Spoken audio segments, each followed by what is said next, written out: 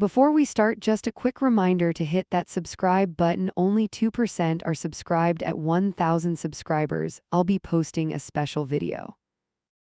I shove the nursery door wide and catch them mid-lean. Mia's knuckles press his belt like a button that should not exist.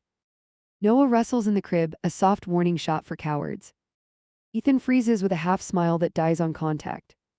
I don't blink because blinking would feel like mercy. I'm Ava 31 and my throat tastes like pennies. Back away, I say, and my hands lift without shaking. Mia withdraws fast, chin up like she trained for this. Ethan's shoulders hitch and something in me clicks off. This is where the old version of me ends. I scoop Noah, hold him to my chest, and count breaths. Ethan reaches an empty hand, then lets it fall slow. Mia fixes her shirt, eyes sliding past mine like oil. Finish your shift, I tell her, voice flat as a blade. We will not pretend this room is sacred. I set Noah down, then move between them like a barricade. Explain, I say, and my jaw stays locked shut after. Ethan licks his lip, eyes darting to the monitor light. We were talking, he tries, and even Mia snorts once. I don't smile because smiling would cheapen the damage. Phone, I say, and open my palm like a warrant. He hesitates, and that is an answer with edges. Mia shifts weight, ponytail twitching like a lie detector. I step closer, and Ethan yields the phone without fight. Cowardice has fingerprints when the screen unlocks. A notification glows, then fades like a guilty breath. No names, just an initial, and a timed heart that pulses.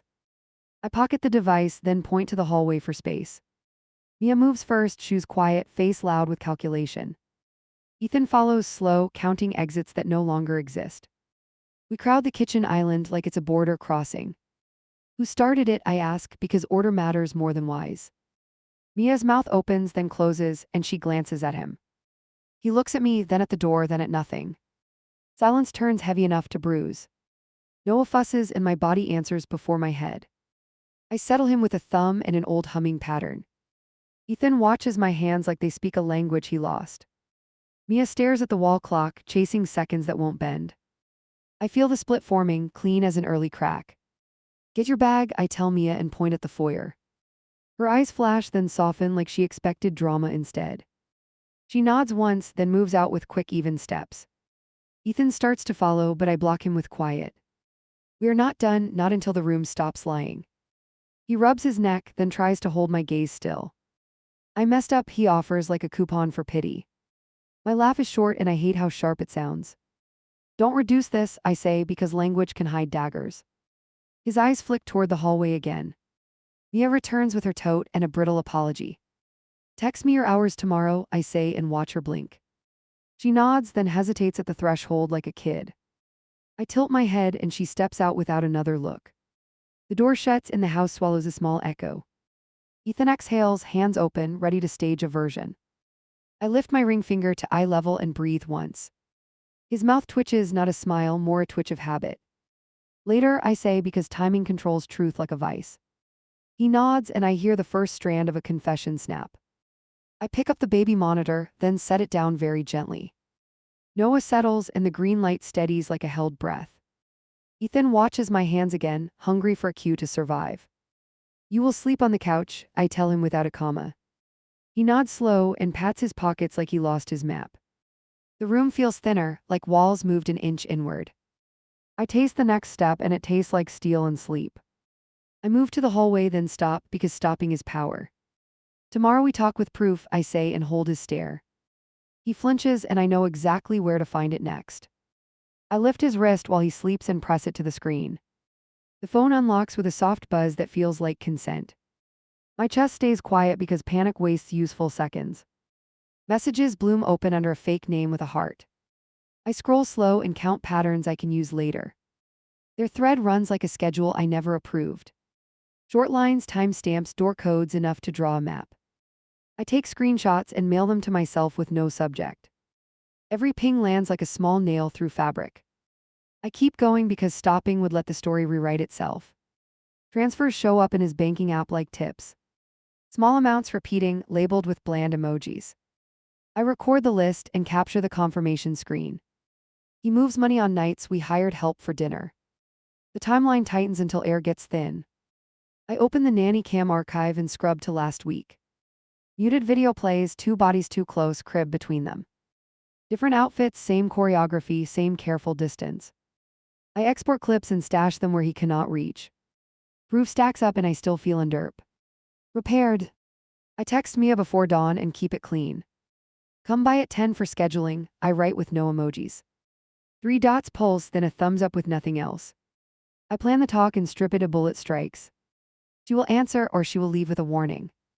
He wakes and shuffles into the kitchen without looking at me. Coffee, he asks, voice rough like old tape.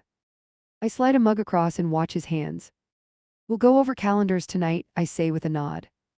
He stares at the rim and swallows a different thought. When he showers, I move fast and plan a tracker. It slips into his gym bag under a folded shirt. None of this feels dramatic, it feels like first aid. I note the serial and test the ping from the hallway. Control returns one small square at a time. 10 o'clock hits and Mia steps inside with flat eyes.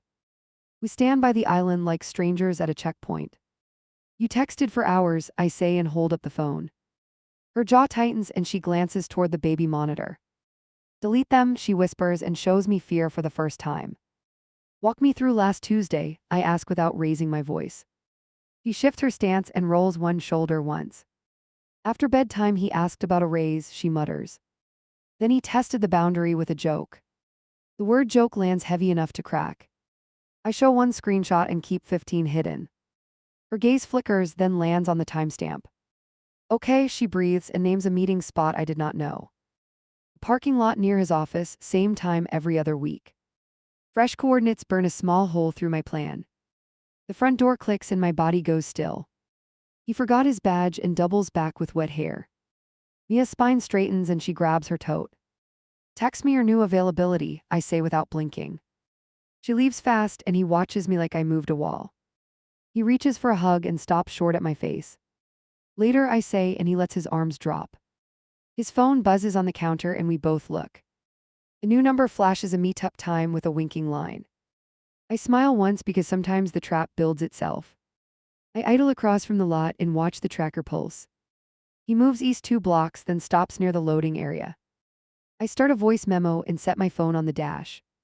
My finger hovers over record for video, then settles. I need words more than faces tonight. He pulls in fast and parks crook near the dumpsters. Mia steps out of a rideshare and walks straight to him. His hand lifts in greeting, then drifts to her elbow. I angle my car and capture their mouths and wrists. They speak in low bursts that travel like small knives. Keep the Thursday slot, he tells her with a nod. More cash if you handle nights, comes next under his breath. Mia crosses her arms and holds the ground between them. Not at your place again, she says and stares him down. The word again drops heavy enough to mark the asphalt. He produces an envelope and taps it against his palm. She doesn't reach, which surprises both of us. Delete everything and we reset, he pushes with a shrug. Mia chews her lip and glances at her phone. I lean forward and mark the time for later. A security truck turns into the lane and slows. They step behind his car and huddle near the trunk. I slip out and move along the fence for a cleaner angle. The mic catches his apology in short clipped pieces. He adds the phrase private arrangement like it's a contract. My chest goes cold and then steady in one long sweep. I text her mid-sentence and watch her screen light. Your raise is ready, I write and add the date. She looks up fast and scans the lot for me. He follows her eyes and his mouth goes tight. I step out fully and close the distance with measured steps. No theatrics, just the weight of being seen. He shifts back against the bumper as if braced. Mia's fingers tremble, then flatten against the envelope. I stop one car length away and let silence work. You're meeting off the clock, I say and hold his stare. He blinks twice and tries on a casual smile. Scheduling, he throws, and it dies before landing. Mia swallows and angles her body toward the exit. I raise my phone and the red dot steadies. He lunges a step like he might grab the device. I slide it behind me and he freezes mid-reach. Think, I tell him, and he drops his hand. Mia exhales and lifts the envelope between 2 fingers. Take it back, she whispers, and now he's the one shaking. A horn blasts from the street and jolts us all. He uses the noise and tries to pivot the story. Let me explain. In the car, he starts, eyes darting. I point to the pavement and he stays planted. The envelope bends and cash peeks like a guilty grin.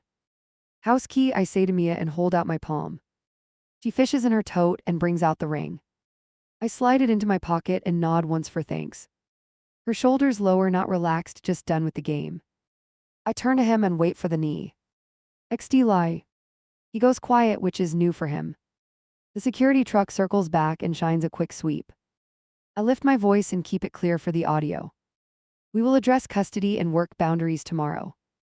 His eyelids flicker because tomorrow now has teeth. Mia backs away and calls a ride with small jerks. I do not stop her because she finally chose a lane. He watches her retreat and then looks at me. Therapy, he offers, thin as a paper shield. I unlock my car and let the door speak for me. I pull out slowly and leave him in the mirror. He stands crooked, one shoe untied, face stripped of spin. The tracker pings again and marks his aimless drift. I end the recording and save 3 copies with new names. My hands are steady, which scares me in the right way. I lock the door behind him and set my phone to record. He drops his keys on the counter and studies my face. Sit, I say, and I pull a chair out with one hand. He lowers himself slowly, shoulders tight, jaw working. I place the phone between us like a lit fuse. I open the messages and tap the newest thread once. The winking line from earlier sits on top, untouched. Read it out loud, I tell him without raising my voice. He clears his throat and stays silent for 5 long seconds. Silence is useful when a person tries to improvise. I dial the number and hit speaker so we both hear it. 2 rings, then a breathy greeting that uses his nickname. His eyes jump, then fix on the wood grain between us. I end the call before she finishes the sentence. He reaches for the phone and I slide it back. Who is that? I ask and I keep my hands still. Client, he says, eyes closing like that makes it true. Then call her again and offer a meeting tomorrow. He opens his mouth, then closes it, then looks away. The word tomorrow suddenly grows sharp for him. I unlock his banking app and scroll to the transfers. He leans forward, then thinks better and leans back. Small payments repeat, spaced like a drum line around Thursdays. I tilt the screen so the numbers glare up at him. Explain the pattern or pick a bag tonight. He rubs his temple and finally looks at me straight. Once he tries again, old script with new costume. I slide to the next page with the memo notes. A private joke appears, 2 initials a time. His hand falls to his lap and stays there. Not just her, I press and give him one more beat. He blinks hard and swallows like the room got smaller. It happened after drinks, he manages, thin and shaky. Which date? I ask because dates cut through fog. He shrugs, which earns him nothing now. My phone buzzes and I tilt it so he sees. Mia's name flashes with a terse line about boundaries. Do you want me to add her to this call? I ask. He jerks and knocks his knee against the table edge. Pain brings honesty faster than soft words. He exhales through his nose and drags a hand down. Twice with her, he mutters, counting on minimal damage. Who else? I push and my voice stays even. He hesitates long enough to show another person exists. I feel something old in me stand up. I tap the unknown contact and scroll a few inches. A hotel address pops up with a digital receipt attached. Noah whimpers down the hall and both our heads turn. I wait because the next choice defines our next month. He nods toward the hallway like he still belongs there. No, I say, and the word lands heavy between us. You sleep in the den with the door ajar tonight. He flinches at the word tonight like it burned. You will text that number right now with 1 line. He swallows and grips the edge until his knuckles pale. Type, I tell him, and I give him the words. We are done, do not contact me again. He stares at the text box like it might bite. I hold his gaze until the message whooshes out. 3 dots pop almost instantly like a trap. Come over anyway, the reply snips, bold and smug. He looks at me and I lift one eyebrow. Confirm the breakup, I instruct, and he types again. The dots vanish, then reappear, then stop. I save the screenshot and send it to my email. He slumps and tries to reach for my wrist. I pull back and he lets his hand drop. We can fix this, he offers, voice small and dry. You can answer questions, I counter, voice steady. When did you give Mia that raise off payroll? His mouth works, then shapes a month I did not expect. Not last week, not close, much earlier than my worst guess. The floor steadies under me while my heart goes quiet. I feel my center shift a fraction to the left. This is the hinge where I stop being nice. You will pack a bag after dinner, I say clearly. You will book a room and send the address. He holds the table like it might float him upstairs. Tomorrow we tell my sister everything on speaker. He nods once because tomorrow now builds teeth. I hit dial on my sister and set it to speaker. He stands near the doorway and rubs his thumb raw. Pooh. Tee me on, she says, voice brisk and awake. I slide the phone to the middle and fold my arms. He clears his throat, but the line stays hungry for substance. State what you did, I tell him and shift my weight. He looks at the floor like answers grow in hardwood. My sister exhales hard enough to stir the air. Use plain words, she pushes, crisp as a checklist. He nods once and finally steps into his own mess. I crossed a line with our sitter, he gets out flat. Silence holds for 2 beats and then the line clicks. Is there anyone else, she asks, cool and direct. He pauses long enough to confess without sound. I tap the table and his silence turns heavy. The contact you saw last night, he adds in fragments. A coworker after a conference, barely more than a breath. My sister's tone goes steel and simple. You will leave today, she says, no wiggle in it. His shoulders sag like the decision was waiting. I open my notes and read the next step slowly. You'll message both with a final boundary today. He stares at the phone like it might bite again. No responses after that, I add and hold his eyes. He nods and the corner of his mouth trembles. I dictate the line and watch his thumbs move careful. We're done, do not contact me again. He sends both and we wait for the dots to dance. One reply fires back and I screen grab it fast. A snide heart lands without shame. Block them, my sister directs, voice clipped and calm. He hesitates and I tilt my head once. He blocks both and places the phone down slow. Hotel by noon, she continues, businesslike and cold. I watch his jaw jump as his timeline evaporates. I text her the clips and the transfer list. She reads in silence while he stares at his shoes. Back up everything to 2 clouds, she instructs next. I move files and send links to her email. His face drains as the archive gains structure. Noah fusses and I head down the hall fast. I settle him with a soft hum he knows. When I return, my sister is still on speaker. Call a lawyer before lunch, she says without drama. He flinches at the word lawyer like it stung. I'll take the couch tonight, he tries, voice thin and shaky. You won't, I answer and my hands stop shaking. Pack a small bag and send me the address. He looks toward our room and then at the floor. He walks out with short steps and a stiff neck. I dial HR and request personal time for family matters. No explanations, just dates and a firm tone. The approval lands in my inbox within minutes. I save it and breathe once through my nose. Work can wait while the house stops spinning. A new text flashes from Mia with 2 lines. I told my roommate, then I will not return. I reply with a single acknowledgement and a boundary. You will be paid for the last day only. Her dot appears, then vanishes into guilt. He returns with a duffel and stands by the door. I can help with bedtime, he offers with watery eyes. You will not cross the hallway today, I answer. Send the hotel details and the room number. He swallows and the screen glows on his palm. I open the nanny cam app and arm the alerts. He notices the gesture and looks away quick. You will come for pickup at 5 tomorrow, I say. Front porch exchange with my sister present. He nods and the plan takes his last excuses. The doorbell rings and my sister steps in fast. She lifts her chin at him and points at the entry. No more talking, she states, then looks to me. You're coming to my place after he leaves. He shifts like the floor moved under him. You want my ring back, he asks, eyes round and wet. I don't touch my hand, I keep it still. You want accountability, not jewelry, my sister answers. He looks smaller than I remember from yesterday. I open the door and hold it wide. He steps onto the porch and checks his phone. A rideshare icon spins, then starts down the map. Send the confirmation when you check in, I instruct. He nods without speaking and stares across the street. I close the door and slide the chain. Call the venue, my sister says and hands me water. I dial and cancel with a voice I barely recognize. No drama, just the necessary words in order. The coordinator pauses, then confirms the cancellation. I end the call and feel skin fit tighter. We sit across from each other and build the list. Bank passwords, shared bills, emergency contacts. Each item gets a new plan in plain language. She writes while I schedule appointments and reminders.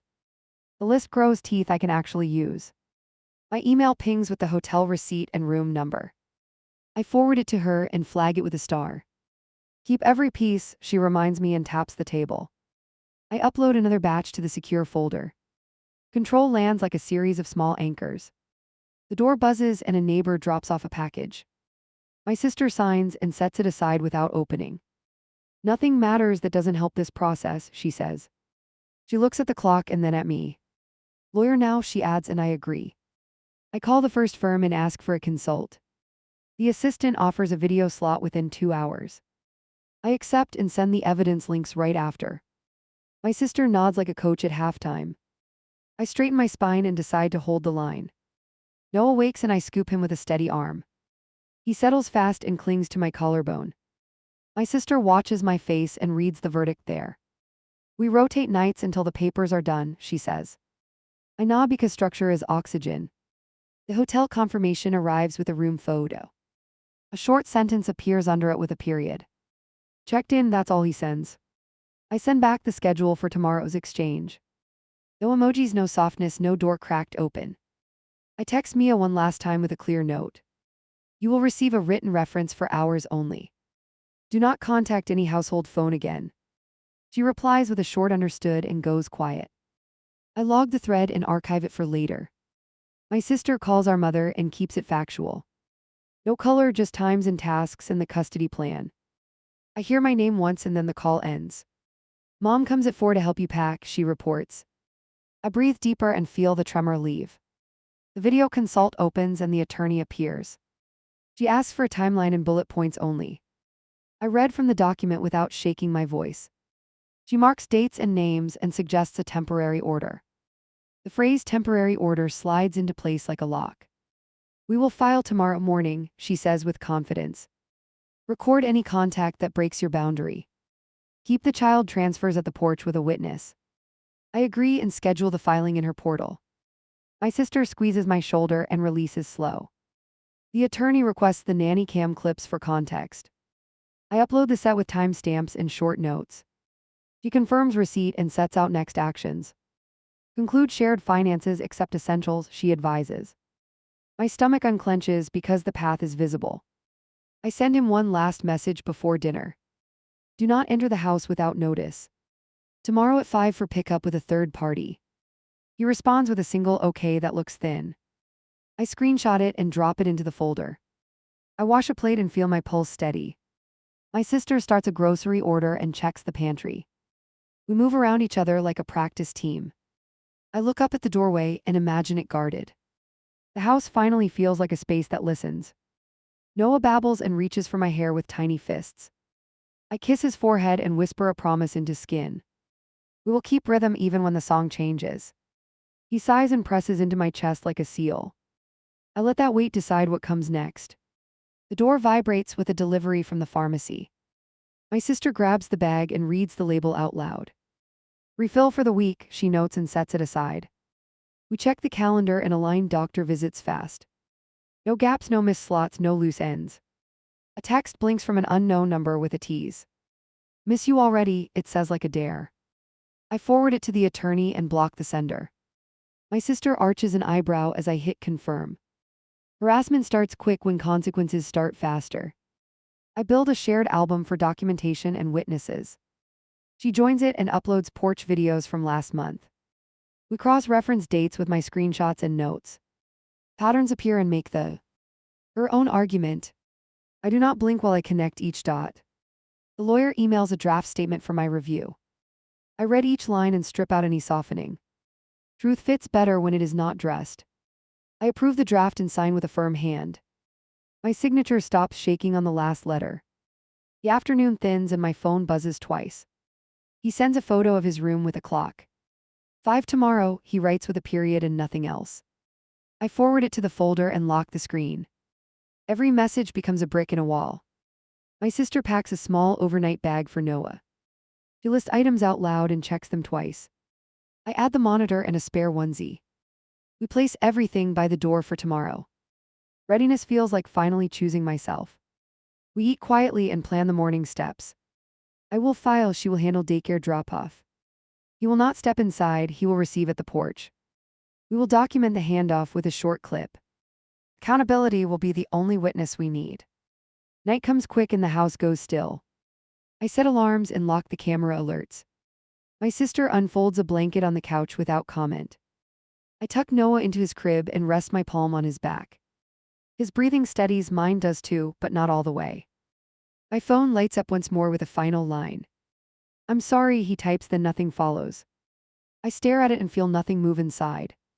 I put the phone face down and turn off the lamp. Tomorrow will measure whether sorry means anything at all. I wake to my alarm and pull files into one folder. The attorney's portal waits open with a draft ready. I attach clips, statements, transfers, and the porch plan. My finger hovers, then I hit submit without blinking. The day starts on the offensive, not defense. My sister stirs on the couch and reads my face. "No second thoughts?" she asks, code already in hand. "None," I answer, voice even and sure-footed. She nods once and reaches for the front lock. We move like a team that's done losing. The firm calls first and confirms the filing window. "Prepare for pushback today," the lawyer advises, clipped and clear. "Keep communication written and short and documented." I write it on a sticky and stick it mentally. I want clean lines when chaos shows up. I message him at 9 with bullet rules only. Pick up at 5, stay on the porch, no entry. Bring only essentials for overnight, do not linger. He replies with a brief understood and no emojis. I flag it and tuck the phone away. I drop Noah at daycare and sign the sheet. My sister handles the bag and whispers a joke. I kiss his hair and breathe a promise into it. We wave at the caregiver and step back together.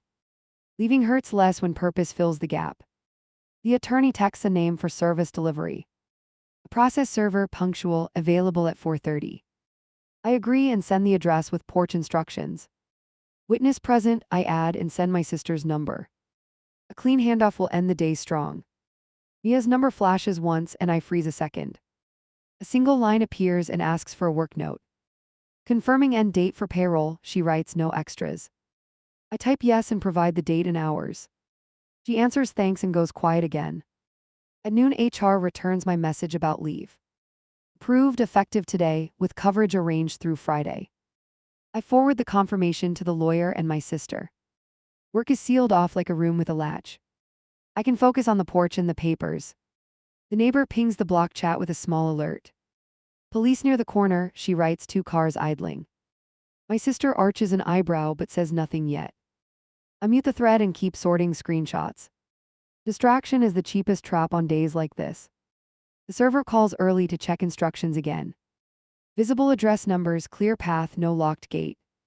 I confirm and text a point of contact for emergencies. He repeats the time and the name on the packet. Accountability arrives with a clipboard and a clock. 4 o'clock approaches and the house grows alert. We tidy nothing, we stage nothing, we just prepare. My sister sets her phone to record at a low angle. I test the door camera and check storage space. Every angle matters when stories collide. A text appears from an unknown source at 4:07. Can we talk before 5? The line prods, familiar cadence. I forward it to the lawyer without commentary. My sister shakes her head and flips the deadbolt. Outside pressure always increases before the break. The server texts 5 minutes out with a thumbs up. I position myself 3 steps from the entry. My sister stands beside me with arms folded. We do not rehearse, we already know our lines. I place the custody schedule on the console. Tires crunch and stop at the curb, right on time. I lift the latch and open the door to the chain. He stands on the porch with the duffel and nerves. "Hello," he starts, voice low, hands visible. And empty. Behind him, a sedan rolls to a slow idle. "Stay by the mat," I say, tone firm and neutral. He nods and sets the bag down gently. "Can we revise the schedule?" he asks, eyes darting. "No changes today," I answer, every word documented. He shifts weight like the ground disagrees. The sedan door opens and Mia steps halfway out. Her face looks flat and older than last night. She doesn't cross the property line, which I register. "Needed to drop a formal note," she calls, careful. My sister's jaw tightens, but we hold position. "Leave anything with him, not us," I tell her. She nods and hands him an envelope with her signature. He turns it over like it might confess on contact. "Place it on the step and move back," I direct. He complies because the porch is not his today. The process server strolls up with a tidy folder. Name and birth date, they ask, businesslike and efficient. He confirms both with a startled blink and a swallow. You're served, the server states, then steps aside smoothly. His lips part and then clamp down. Mia flinches and takes 2 measured steps back. She studies the street like it might give exits. Do you need me for anything else? She asks quietly. No, I answer clear and final on purpose. She nods once and retreats to her ride.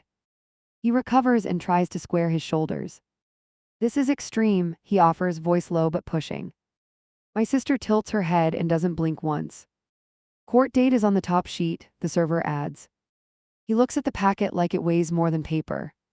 The daycare van turns the corner with a gentle rumble. Noah's laugh floats over the hedge like a bell. I breathe in and study everything that can steady. The van stops and the caregiver waves with a smile. Handoff protocol starts now, no detours. I step forward and receive Noah with 2 hands. He reaches for my collarbone and nestles in. The caregiver checks the list and signs once. See you tomorrow, she says, then heads back out. He clings tighter when he sees the porch crowd. You'll take him overnight and return at 8, I state. He nods and holds out his arms carefully. Noah looks between us and whimpers, uncertain and small. I kiss his hair and whisper the plan again. I place him gently into the waiting hold. Noah's face crumples and then steadies, quick storm. He grips the strap on the duffel and keeps watching me. Be safe, I tell the tiny ear by reflex. He leans into the shoulder and blinks slow. My chest tightens but my feet stay planted. A ping hits my phone while they're still on the porch. Unknown number again, the same cadence as before. Room change tonight, it reads with a smirk in text. I show the screen to the server and my sister. Forwarding to counsel, I say and hit send. He notices the movement and tenses across the step. Spam, he claims, chin lifting, eyes a little wild. I don't argue, I just lift both eyebrows. My sister lifts her phone and notes the timestamp. He looks at Noah and chooses silence. The server clears their throat and checks a box. Delivery complete, they announce, then nod to me. Call of service is resisted later, they add. I thank them and watch them walk to the street. He watches them too and swallows hard. Exchange done, my sister says, voice calm and flat. Time to go, she adds, softer for Noah's sake. He shifts the bag strap and adjusts his stance. He looks like a man who finally met a wall. He backs off the mat and down the steps. At the sidewalk, he hesitates like a question mark. Can we talk next week without lawyers, he tries. Send it through counsel, I reply without a wobble. Noah rests his head and closes his eyes. The duffel thumps against his leg as they leave. I shut the door to the chain and breathe once. My sister locks the deadbolt and checks the camera angle. We watch the street until both cars are gone. She turns to me and lifts her brows in question. I nod but my throat still burns. The lawyer pings, fast response, already analyzing texts. Boundary breach attempted, keep blocking unknowns promptly. We'll add it under harassment patterns for hearing. I type acknowledged and share the porch video clip. The system holds while my pulse settles. My mother arrives with a casserole and a look. She reads our faces and skips every soft word. Where do you want me? She asks, crisp and helpful. Nursery, I answer, and she heads down the hall. We operate like a small, competent company. I call the venue again and confirm refund status. The coordinator confirms the release without ceremony. I add the receipt to the folder and tag it. Every file earns a clear name and a date.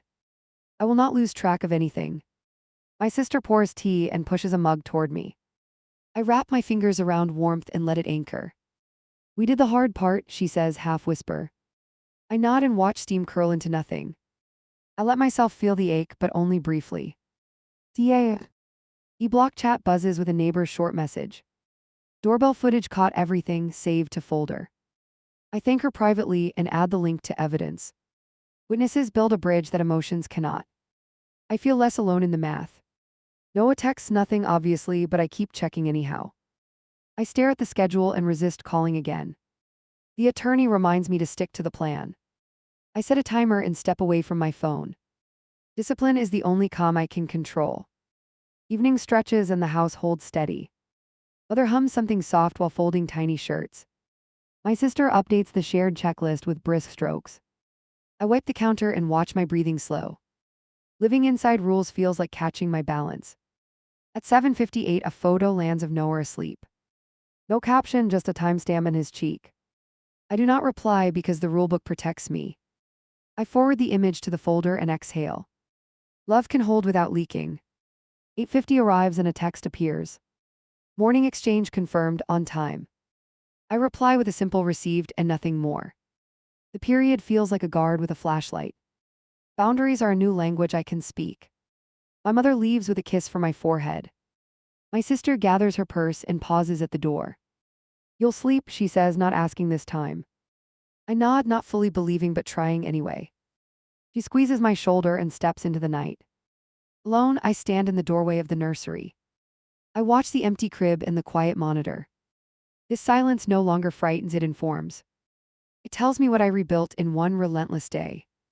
It promises I can rebuild the rest. The lawyer sends one final checklist for morning. ID, copies, original signatures, porch camera backed up. Attend the clerk's counter, get the stamped receipt. I set everything in a neat stack for tomorrow. My hands move with the calm of purpose. A last text pings from an unfamiliar account. I can fix this, it reads, without introduction or name. I block it and record the attempt in notes. Patterns scream louder than apologies ever will. My skin stops crawling when the block confirms. I walk the hallway and turn off each switch. No ritual, just completion of the day's run. I lock the front door and click the chain.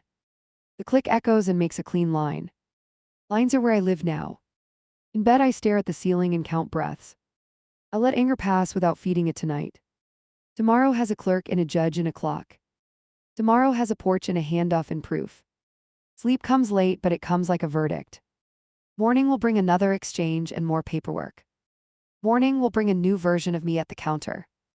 I will speak in short sentences and hard facts. I will not flinch when anyone doubts my record. The next chapter begins with my name again.